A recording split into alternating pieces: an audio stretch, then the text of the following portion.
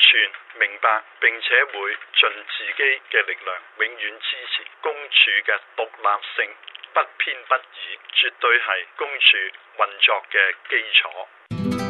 湯顯明在任期間呢，係去款待，尤其是中聯辦嘅官員呢，係無數次嘅。佢哋廉署有冇規矩嘅呢？你作個證據，再對我教訓。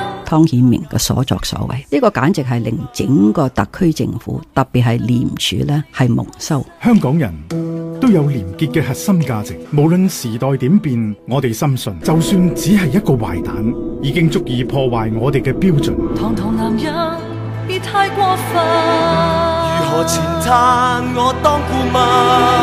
湯顯明點解會做呢啲咁嘅行為呢？其實佢哋係要買官，用呢個公帑巴結上邊啲所有人，然後同自己鋪後路。滾！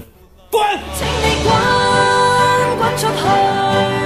大家都唔需要送貴重嘅禮物嘅。咁如果你話係有個人嘅交情，你想送一啲名貴啲嘅禮物，咁你咪自己出咯。亦都唔應該自己批自己係超過嗰個款待嘅金額嘅。呢啲做法係要不得嘅。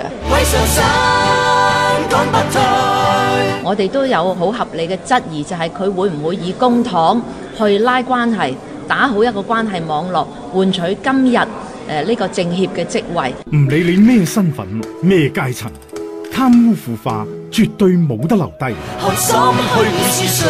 你去認罪，然後看死你落淚。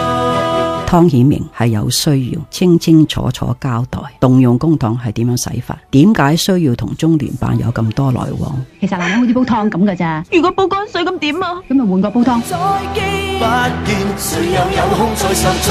再見，分居無謂問傷我未？堅守核心價值，維護廉潔香港。香港一直勝在有你同 ICAC。